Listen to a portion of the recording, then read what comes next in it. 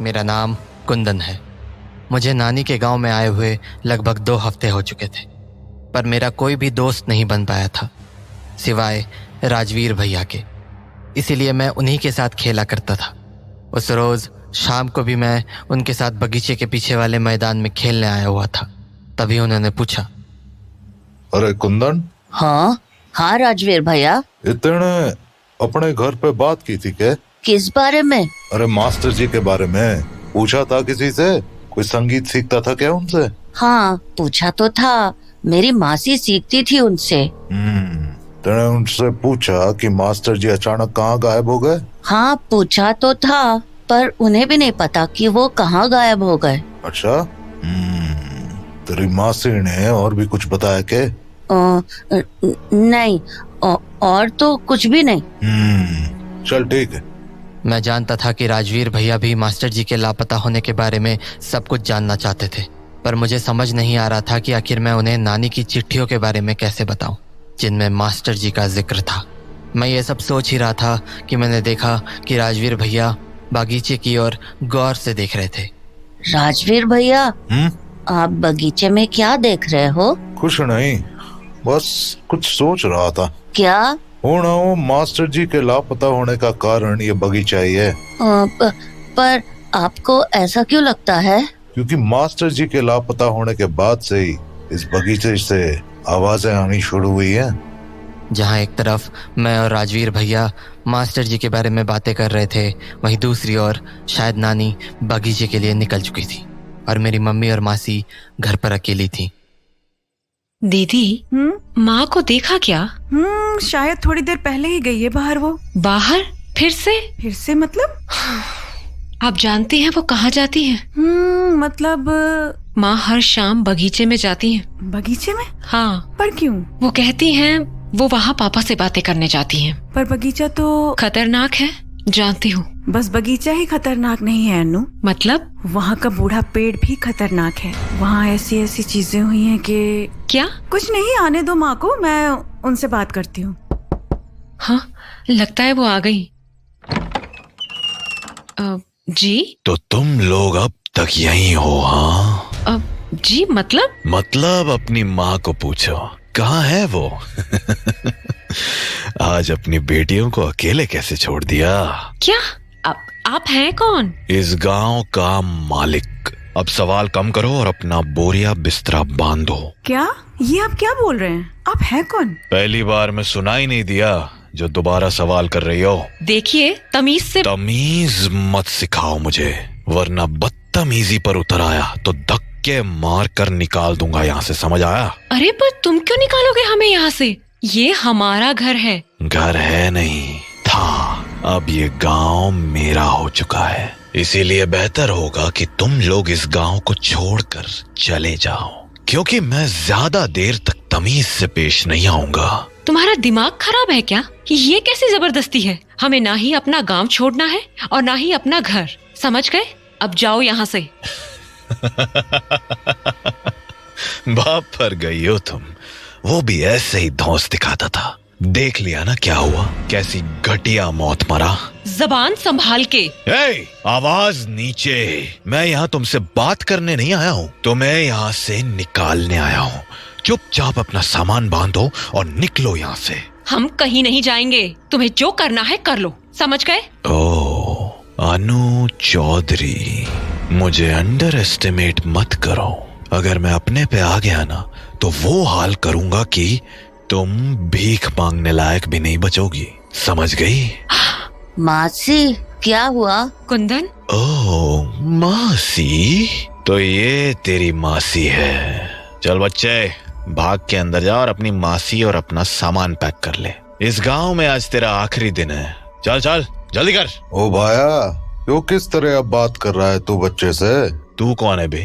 फालतू पंगे मत ले, चल निकल यहाँ से। के है ना भाई, मने पंगे लेने में मजा आवे। अब बोल, क्या करेगा? तू है कौन? क्या लेना देना है तेरा? मैं कुंदन का दोस्त हूँ। तो तू इस बच्चे का दोस्त है? फिर तो तू भी बच्चा हुआ ना, क्यों पड़ रहा है बड़ों की बातों में? मैं जरा बदतमीज हूँ, इसीलिए बड़ों के बीच में आने का शौक है मुझे। देख, ए शहरी, बहुत बोल ली तने। अब मारी सुन, अब ज्यादा चू चपाड़ की तो वापस घर ना जा पाएगा तू, समझा? निकल अब यहाँ से और दोबारा लौटना मत। आज तो मैं चला जाऊंगा, पर ये याद रखना, तू हर बार इन्हें बचाने के लिए यहाँ मौजूद नहीं रहेगा। कहीं किसी दिन कोई अनहोनी ना हो जाए। चलता हूँ। हाँ, आप लोग ठीक है ना? हाँ, पर आप?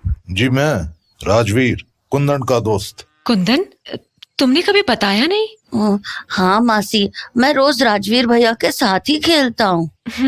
थैंक्स, आपने हमारी मदद की। अरे नहीं नहीं, मासी, ये कौन था? नाम तो नहीं पता, पर हाँ, मैंने इससे पहले देखा तो है, तेरे नाना नानी से बात करते हुए। उसके बाद राजवीर भैया अपने घर लौट गए और मासी भी अपने कमरे में चली गई और मैं और मम्मी नानी के लौटने का इंतजार करने लगे। थोड़ी ही देर बाद नानी घर आ गई। माँ, कहाँ थी तुम? घूमने गई थी। घूमने?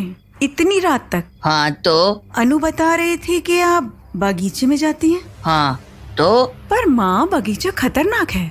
बगीचा क्या, ये पूरा गांव ही अजीब होता जा रहा है। क्या मतलब? आज हमारे घर एक आदमी आया था। आदमी? कौन आदमी? पता नहीं, पर वो बड़ी अजीब सी बातें कर रहा था। क्या बातें? बदतमीजी कर रहा था और बार बार हमसे गांव छोड़कर चले जाने को कह रहा था। क्या? हाँ, और उसकी बातों से ऐसा लग रहा था जैसे वो तुम्हें और पापा को जानता है। तुम जानती हो उसे? कौन है वो? उसका नाम जॉन मैथ्यू है। John Matthew? ये है कौन? कोई शहरी है। चाहता क्या है ये? हमारा गांव।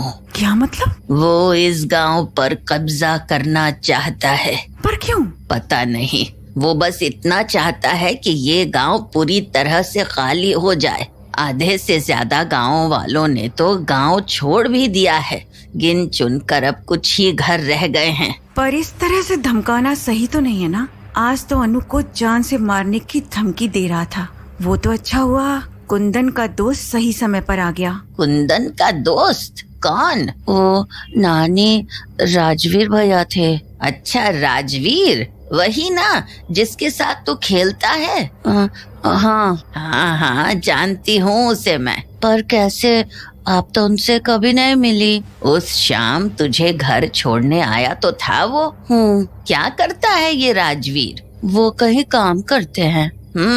पर चिढ़ तो मुझे उस जॉन मैथ्यू से हो रही है। मेरी गैर मौजूदगी में वो मेरी बेटियों को धमकाने चला आया। इसीलिए तो कह रही हूँ माँ, गांव की हालत बहुत बुरी हो चुकी है।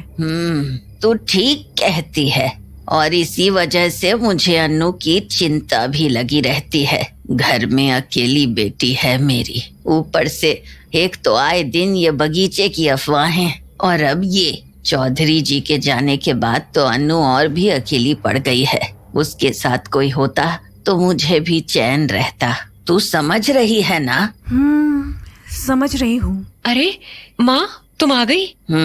वैसे अनु, माँ और मैं यही बात कर रहे थे कि अब तुम बड़ी हो गई हो, तो यही कि अगर तुम्हारी नजर में कोई है तो हमें भी बता दो। कोई है मतलब? कोई अच्छा सा लड़का अनु। अरे उससे क्या पूछ रही है? उसकी नजर में कोई होता तो अब तक मुझे पता चल गया होता। मुझे ही ढूंढना पड़ेगा।